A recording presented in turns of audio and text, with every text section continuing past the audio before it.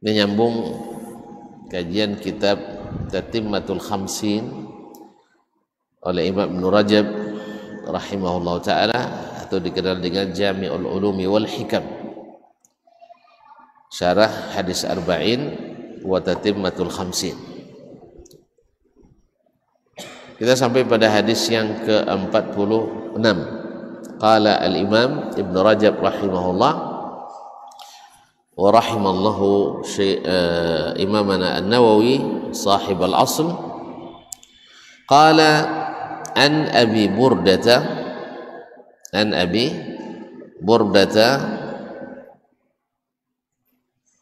abihi Abi Musa al-Ash'ari, dari Abu Burda ibn Abi Musa al-Ash'ari.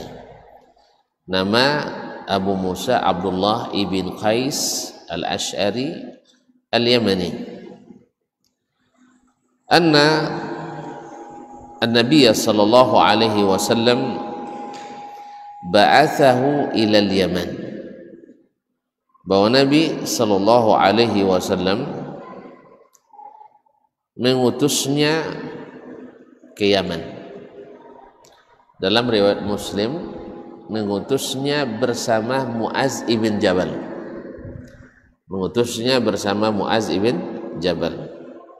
Berarti Muaz diutus oleh Nabi SAW untuk berdakwah ke Yaman, ditemani atau didampingi oleh Abu Musa al-Ash'ari.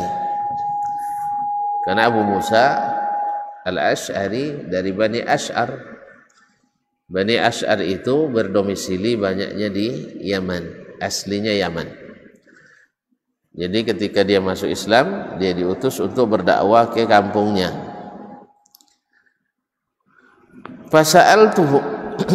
Fasa'alahu an ashribatin tusna'u biha. Lalu Abu Musa bertanya, atau Nabi yang bertanya, Abu Musa bertanya kepada Nabi sallallahu alaihi wasallam tentang minuman-minuman yang dibuat orang di Yaman itu. Minuman-minuman yang dibuat orang di Yaman itu. Faqala wa ma hiya, maka dia berkata, wa ma hiya, apa minuman-minuman itu? Qala al-bit'u wal mirzu. Al-bit'u wal mirzu, yaitu al-bit' dan al-mirz. Faqila li Abi Burda, lalu ditanyakan kepada Abu Burda yang meriwayatkan hadis ini dari bapaknya Abu Musa al-Ash'ari, wa mal bit'u, apa yang dimaksud dengan al-bit'u itu? Qala nabidhu al-asal. Nabidhu al-asal, yaitu fermentasi dari madu. Ini madu yang difermentasikan menjadi khamar.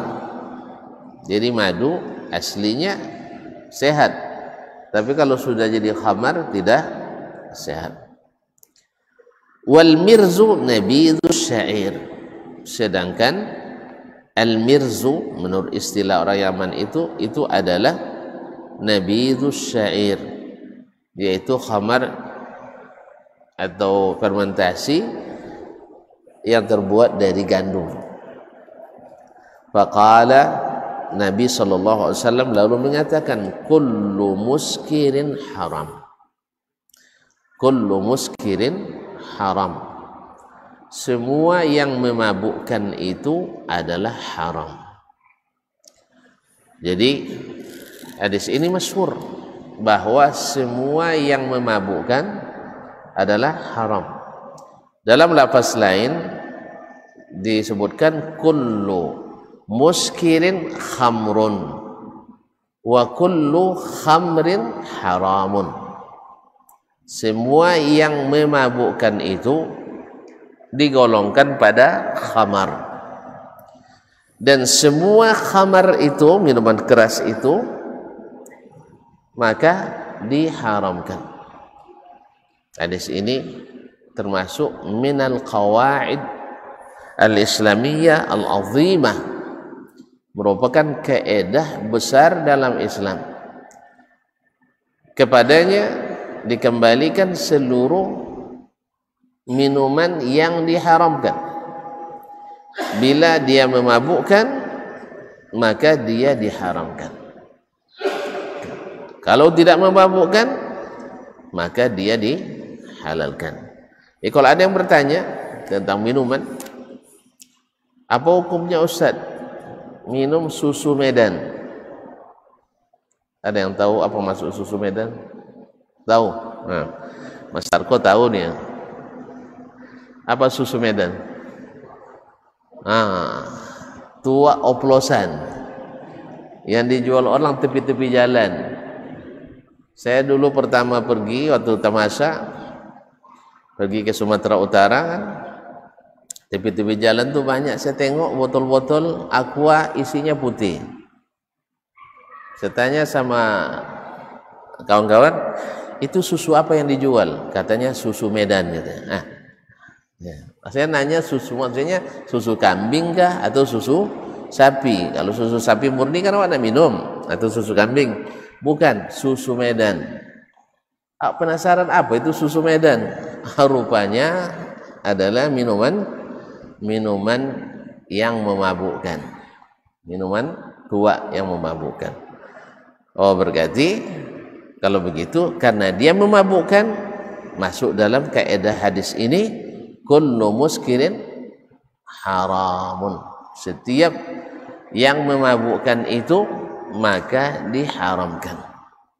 Setiap yang memabukkan maka diharamkan. Kalau ada yang bertanya, air nira, nira nama orang ya?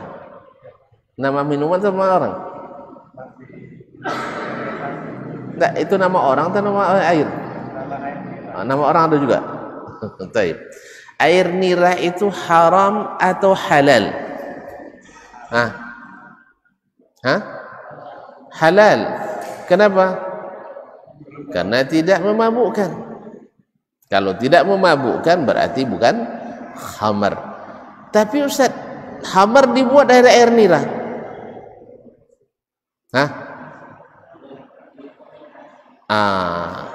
Berubah bentuknya, berubah komposisinya, berubah hukumnya.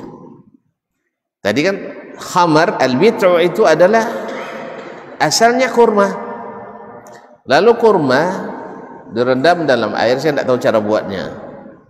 Diletakkan di pokok kurma dulu, orang dulu, lalu dikasih air di situ, ditutup. Adalah beberapa hari dia sudah mulai berbusa. Kalau udah berbusa, orang minumnya berbusa juga mulutnya, yang mabuk. Jadi walaupun asalnya halal, tetapi setelah itu berubah menjadi haram. Apa sebab? Karena dari tidak memabukkan berubah menjadi memabukkan. Air beras, apa airnya, apa namanya itu? Air tajin ya? Air tajin apa tajin? Tajin. Halal apa haram? Halal, karena dia tidak memabukkan. Tapi kalau sudah difermentasikan, diproses dengan cara-cara yang tertentu, lalu dia sudah berbusa pula mulut minumnya, dia berubah menjadi haram. Ma'asyarul kiram dirahmati Allah SWT. Nah, yang sudah jadi khamar tadi lalu diproses lagi menjadi cuka, haram apa halal?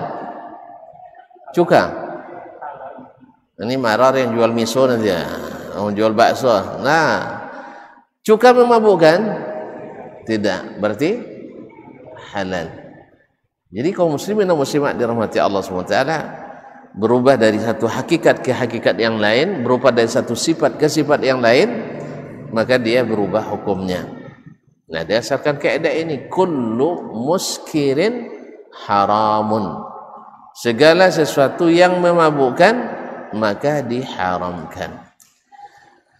Jus Minum jus.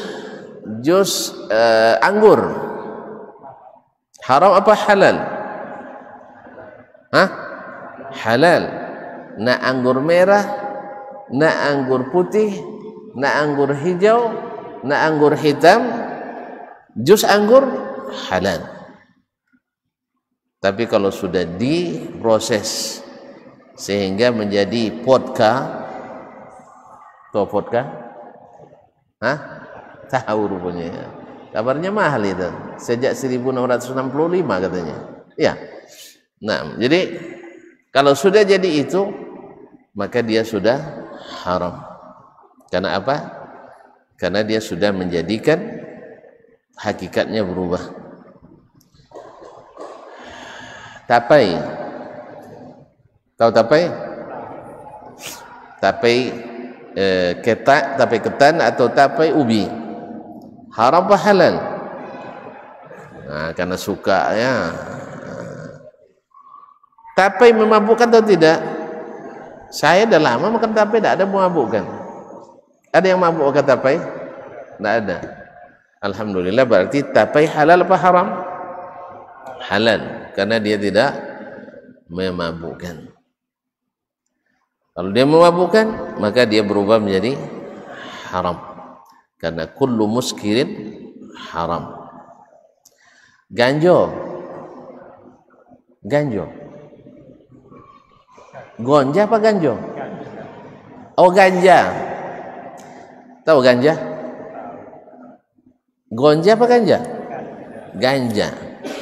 Haram apa halal?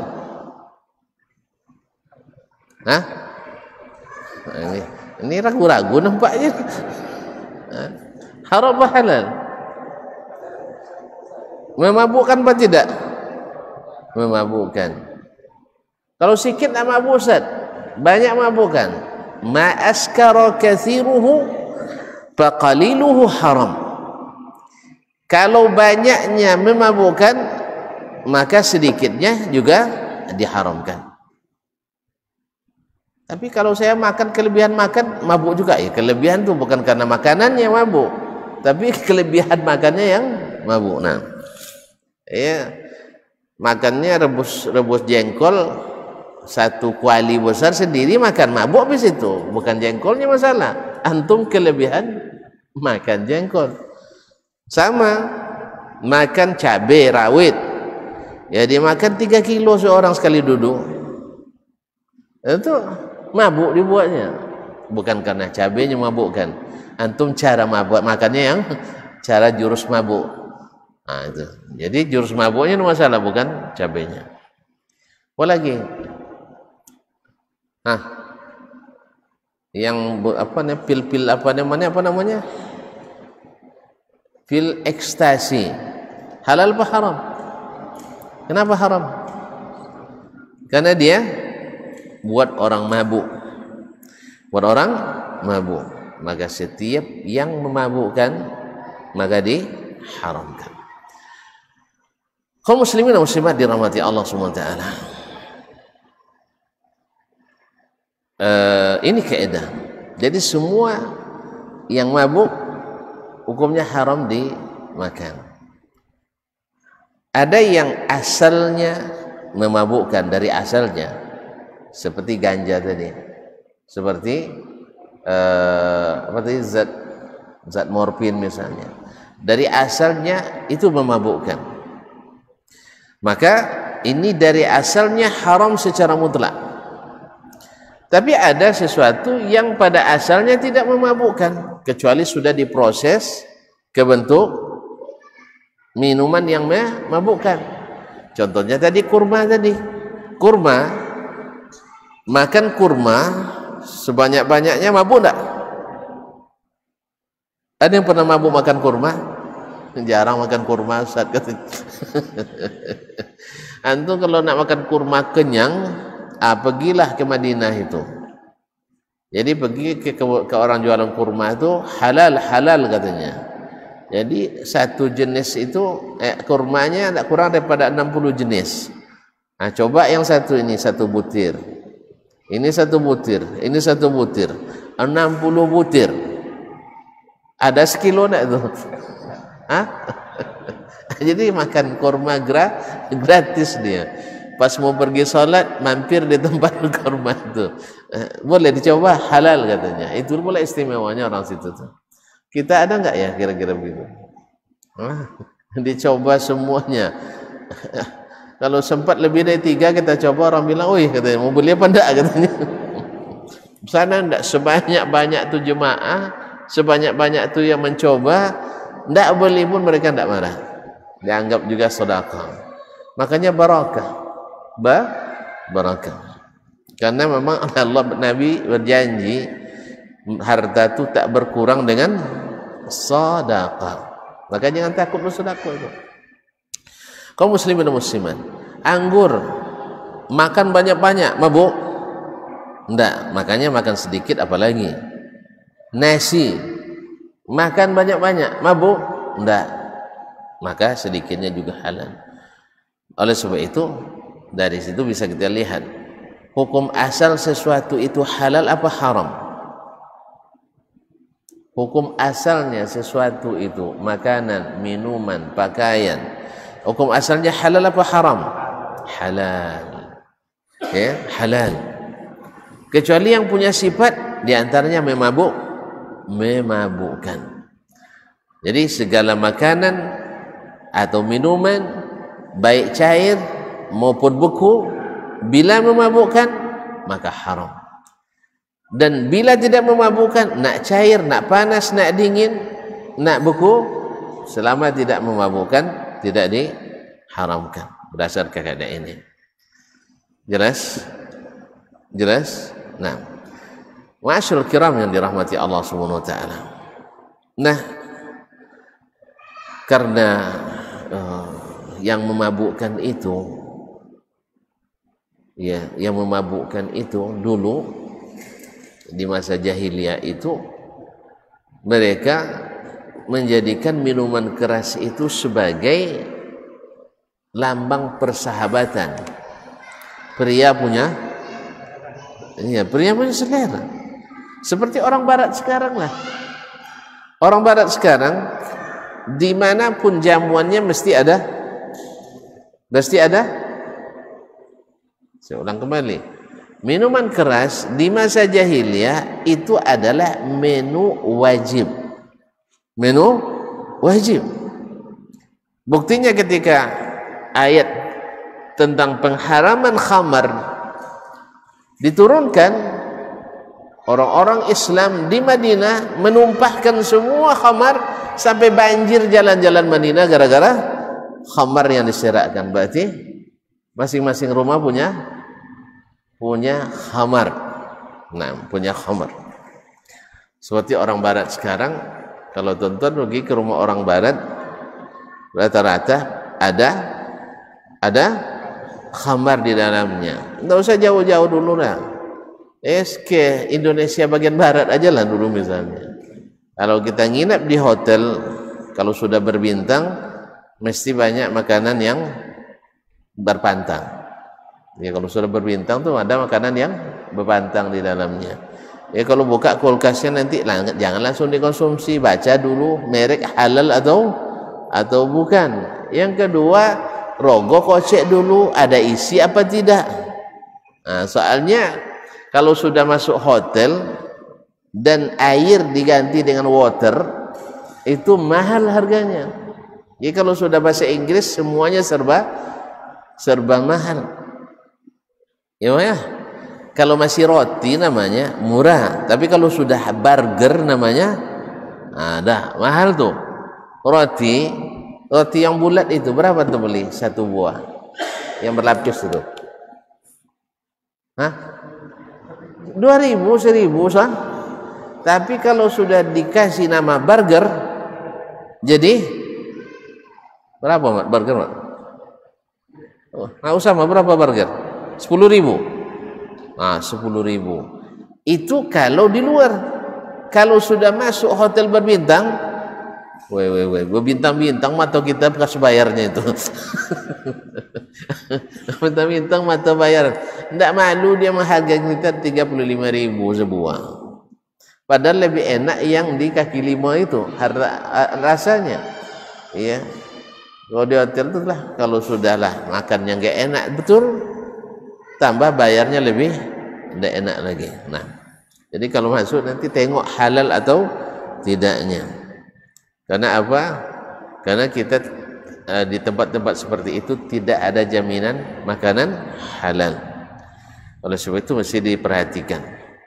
Dia kaum muslimin dan muslimat, ketika dia jadi barang wajib, barang minuman utama, konsumsi utama bagi mereka, maka produksinya lancar waktu itu dan mesti menguntungkan berbagai pihak.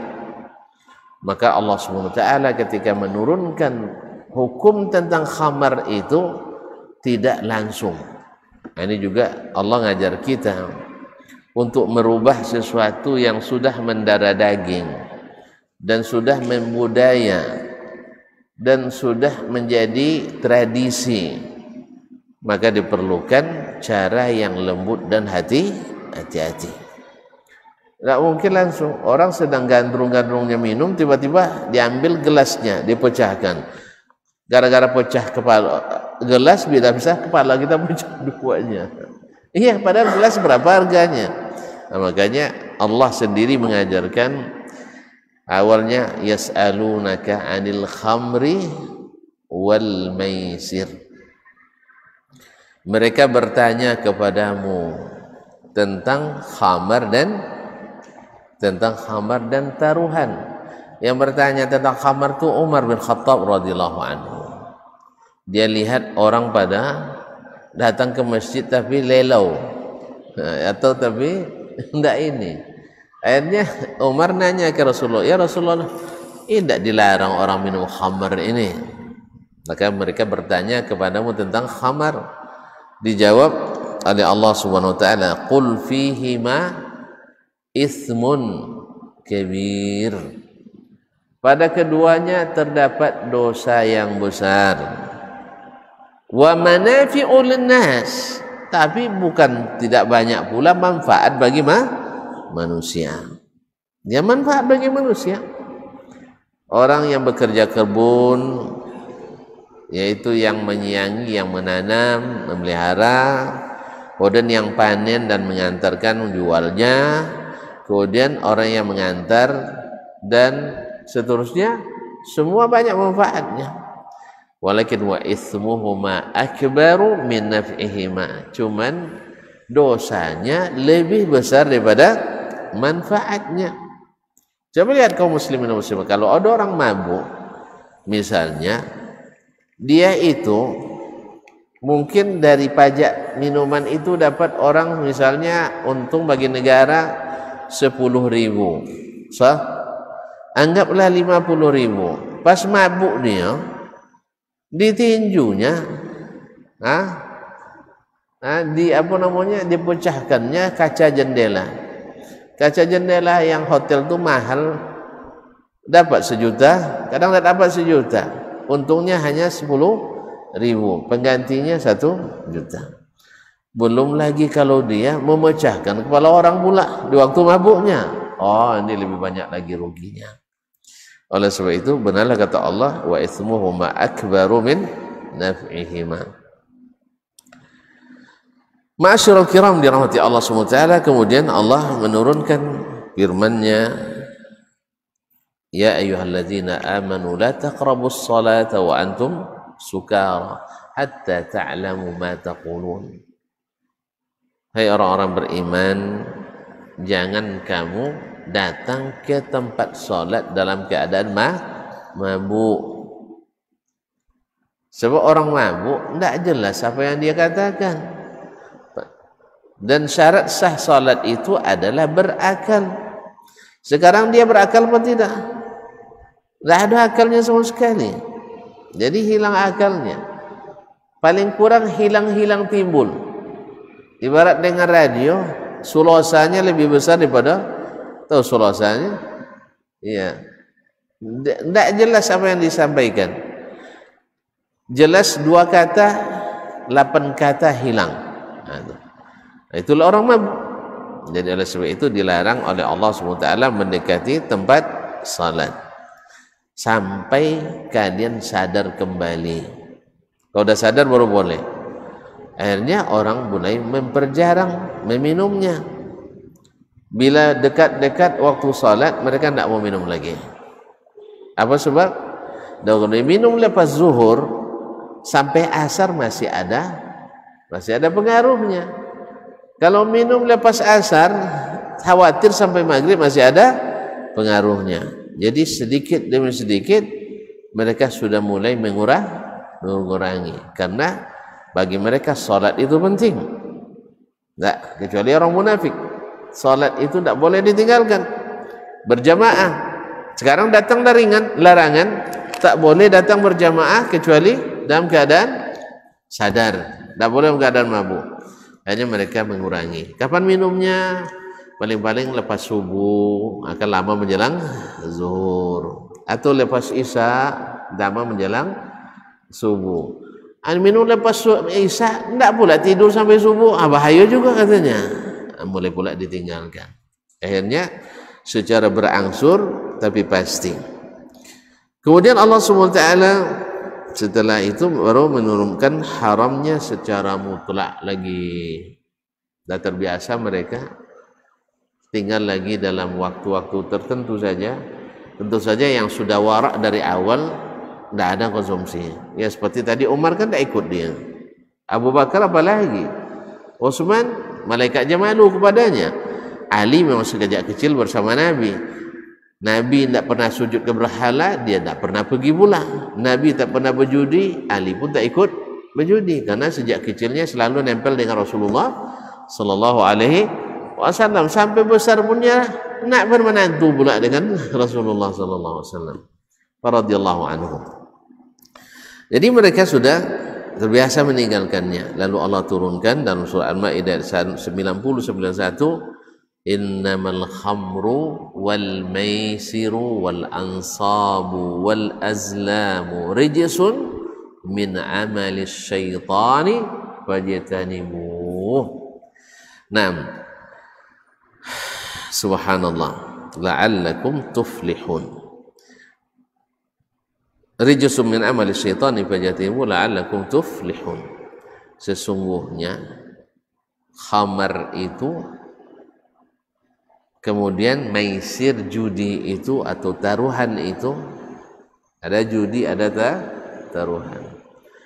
Kemudian wal ansabu, apa ansab itu? Patung berhala-berhala. Wal azlamu, dan mengundi nasib dengan anak panah.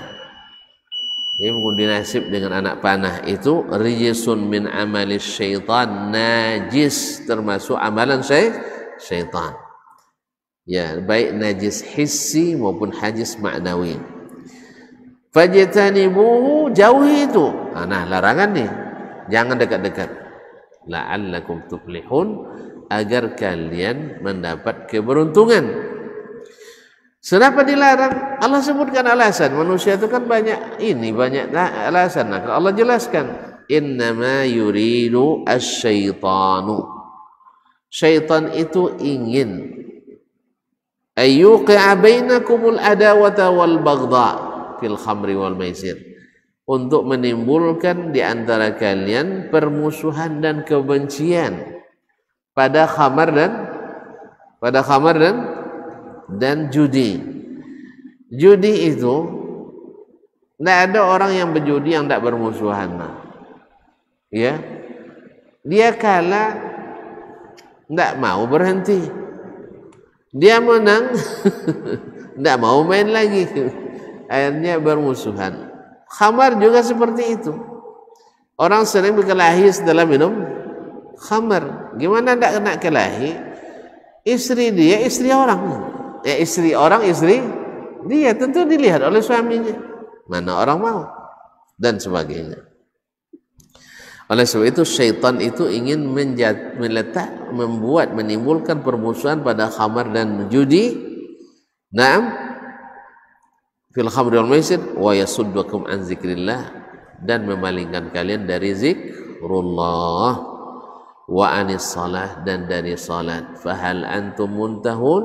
Kalau udah tahu begitu besar mudaratnya, permusuhan dan perkebencian, kan besar itu mudaratnya, maka maukah hendak kalian untuk berhenti? Ini maksudnya pertanyaan perintah ini. Hendak juga kalian berhenti. Akhirnya mereka bilang, intahaina ya Rabb, intahaina ya Rabb, kami berhenti dan berhenti. Maka mereka tuangkan semua, bukan tuangkan lagi, seluruh bejana dipecahkan, ya supaya tidak balik lagi nanti. Sebab kalau hanya dituangkan nanti tempat pembuatnya masih ada, tapi kalau sudah dipecahkan tabung-tabungnya, tak ada cerita nak kembali lagi ke khamar tadi. Kaum muslimin dan muslimat dirahmati Allah SWT, di sini jelas sekali bahwa khamar itu adalah cara syaitan dan alat syaitan untuk memalingkan kita dari zikrullah. Baik, kita azan dulu, nanti dijelas sambung sedikit setelah azan.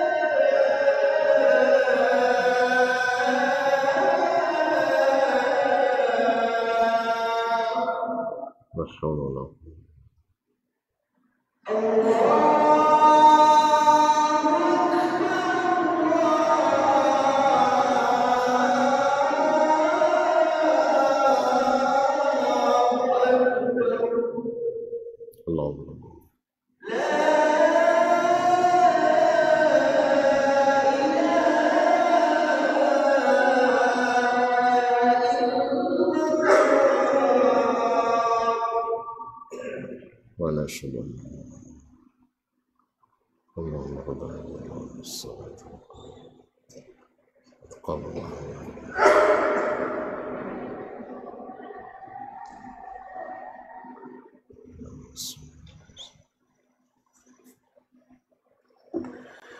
muslimin, kaum muslimat dirahmati Allah SWT. Kemudian apa hikmahnya khamar itu diharamkan?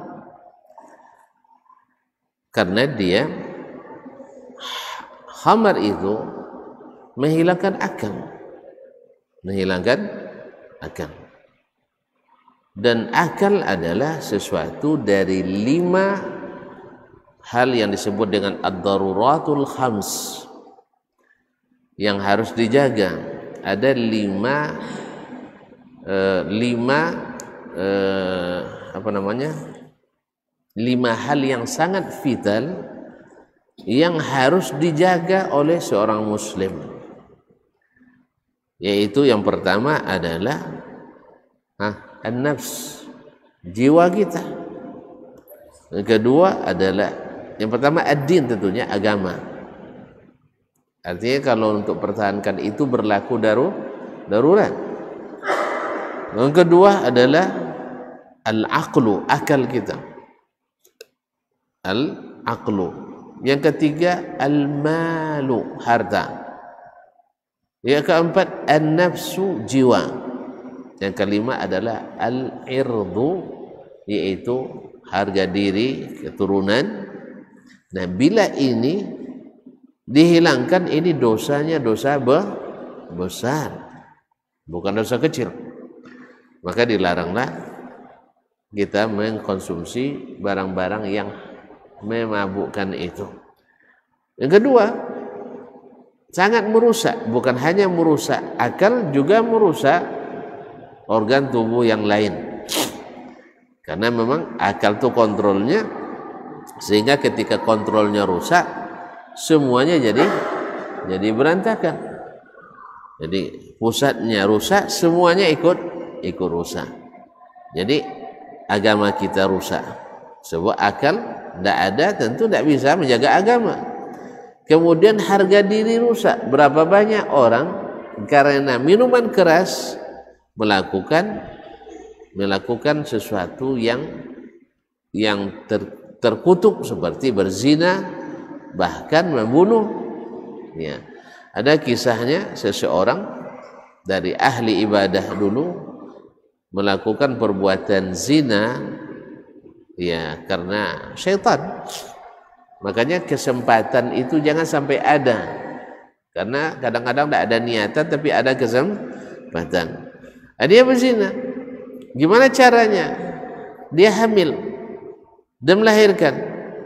Kalau dibiarkan, dia akan dia dikasih pilihan antara minuman atau ada seorang yang mengajaknya dia berzina. Akhirnya disuruh milih antara berzina atau membunuh anak, bayi, atau minuman keras. Akhirnya dia berijtihad, zina besar dosanya, membunuh besar dosanya, minuman keras mungkin agak lebih ringan. Akhirnya dia minum minuman keras. Setelah minum dia berzina. Setelah berzina akhirnya membunuh. Jadi subhanallah, modelnya kecil tetapi mudaratnya luar biasa besar. Berapa banyak orang sekarang mencuri karena untuk mendapatkan 1 kali suntikan yang memabukkan. Ya enggak? Kadang-kadang lucu lah, cilok ada kain buuk lah, kain yang sudah lusuh. Apa aja pada hilang gara-gara ini. Makanya dia menjadi pekat penyakit masyarakat yang harus diberantas.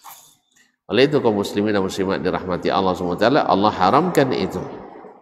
Allah haramkan walaupun sedikit secara mutlak, dan tidak ada pengecualian. Kemudian kaum muslimin dan muslimat yang memabukkan itu, yang menghilangkan akal dan rasa itu terbagi 2. Ada yang menghilangkan akal, kan menghilangkan akal karena merasakan kelezatan, artinya play dia karena itu. Ini minuman-minuman memabukkan itu, atau asap-asap yang memabukkan itu. Yang seperti ini itu diharamkan secara mutlak. Karena apa? Ini karena keinginan, bukan karena ada keterpaksaan. Yang kedua, ada yang karena tujuan kesehatan. Misalnya orang yang hendak diamputasi sehingga harus dibius dengan yang memabukkan. Seperti ada bius anestesi untuk menghilangkan rasa sakit. Kalau orang dulu dengan cara menghisap bahan apa istilahnya, diminum atau dihisapkan. Karena diceritakan pada Urwah ibn Zubair, atau sebagian menyatakan Hisham bin Urwah ibn Zubair, dia kena penyakit yang seluruh dokter masa itu mengatakan kakinya harus diamputasi sampai ke lutut. Sebab kalau tidak diamputasi bisa menjalar ke seluruh tubuh. Apa namanya itu? Kanker. Akhirnya para dokter itu, sebenarnya beliau tidak mau juga, biarlah saya tahan saja, saya sabar. Tapi khalifah waktu itu membujuknya supaya diamputasi karena dia seorang alim yang sangat dihargai dan sangat dihormati dan ilmunya diperlukan oleh umat. Maka yang turun langsung adalah khalifah. Maka ketika mau diamputasi, dipotong kakinya itu, para dokter minta izin, "Syekh, boleh tidak kami berikan kamu minuman yang bisa menyebabkan kamu hilang akal sehingga tidak merasakan sakit?" Apa jawabannya? "Demi Allah, saya tidak akan melakukan sesuatu yang membuat saya lupa kepada Tuhanku." Ya, kalau sudah hilang akal kan tidak tekan Allah Ta'ala lah. Awak operasi talai je ibu sudah itu tak mati apa? Bukan. Ali tolak Pak. Kalau sampai operasi potong kaki lah qadarullah, ajam bius oleh dokternya, jangan apa lah dari tolak. Hah? Tolak Pak. Sanggup? Hah? Tapi Urwah bin Zubair rahimahullah ta'ala dia sanggup. Nanti kalian silahkan memotong kaki saya dalam keadaan ketika saya sudah berzikir. Berzikir pada Allah SWT sehingga ketika kakinya dipotong tak berubah raut wajahnya. Ala putri kajiru adalah ala putri kajiwa adalah Allah musta'an. Nah, yang seperti ini ulama memberikan uzur kalau tidak ada jalan kecuali dengan ini, maka dibolehkan untuk membius tadi. Tetapi sedangkan yang sanggup tanpa dibius, maka ini tentu lebih baik. Nah, tapi kalau kan batu umbu aja dokter sudah itu tidak usah, ya. Nah, atau nanti pas sedang dioperasi tidak ya apa namanya macam-macam terjadi. Nah, oleh sebab itu maka yang seperti ini bukan karena untuk menikmati, tetapi supaya tidak mati, maka dibolehkan dalam keadaan darurat. Wallahu ta'ala alam. Mudah-mudahan bermanfaat. Dan itu aja untuk mengukur sesuatu itu, ini halal apa tidak. Nah, di antara kaedahnya, kalau dia tidak memabukkan berarti halal. Kalau memabukkan walaupun sedikit maka haram. Alhamdulillah, mana lebih banyak yang halal pada yang haram? Lebih banyak yang halal. Mana yang lebih enak, yang halal apa yang haram? Yang halal lebih enak lagi. Mana yang tenang minumnya, yang halal apa yang haram? Yang halal. Halal itu dimanapun kita minum tidak ada rasa khawatir, sah. Tapi yang haram, masya Allah, menjualnya disimpan di mana-mana. Kadang disimpan di tempat yang kotor-kotor pula, supaya tak diperiksa orang. Ya kan? Coba bayangkan berapa banyak. Itu orang kadang menyelundupkan ekstasi itu sering terbongkar kalau ke Arab Saudi, orang dari mana-mana, dari Afghanistan, dari berbagai negara. Sebab dibawanya ke sana karena mau jadi target. merusak masyarakatnya. Ya, ada sindikatnya. Banyak mereka yang menelannya tentu masuk ke usus, masuk ke perut. Keluarnya dengan apa? Buang hajat. Buang hajat. Tapi dengan kecanggihan teknologi hari ini sering terbongkar, dan alhamdulillah di sana tidak main-main. Bila terbukti menyelundupkan itu, maka yang berlaku adalah selamat tinggal dunia. Artinya meninggal dunia. Ya gitu.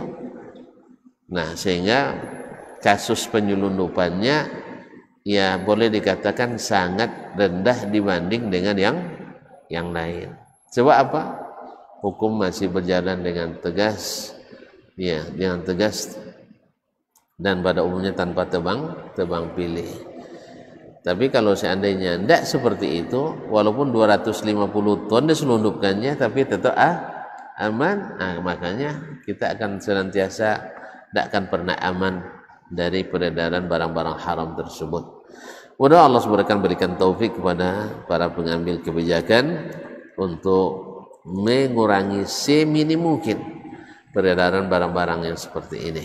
Karena yang halal itu lebih enak, yang halal itu lebih sehat, yang halal itu lebih nyaman, yang halal itu lebih murah, yang halal itu lebih selamat.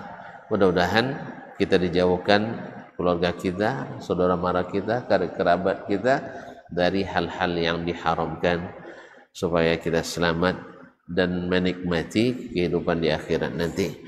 Saya kira sampai di sini dulu. Kita jumpa lagi insya Allah di tahun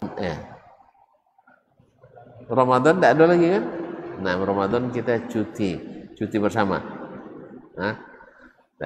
Cuti sementara sampai bertemu selepas hari raya insyaallah taala di pekan yang pertama, Sabtunya insyaallah taala.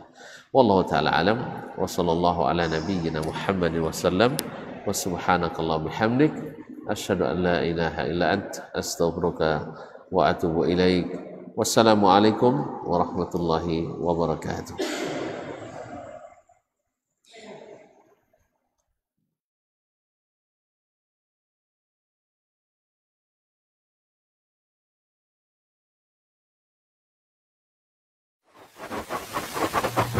Barometer amal kita saleh tak salehnya di salat kita. Bila salat kita ikhlas dan sesuai dengan sunnah Nabi SAW, maka insya Allah amalan yang lain mengikuti. Ini aktivitas ini membantu saya di akhirat atau akan menyulitkan saya di akhirat? Kalau seandainya perbuatan itu ternyata akan menyulitkan kita di akhirat kelak, tinggalkan perbuatan itu. Anta ni'mal jund. Kamu adalah sebaik-baik prajurit. Coba lihat. Kamu adalah sebaik-baik prajurit. Maka tujuannya adalah menghancurkan kehidupan rumah tangga.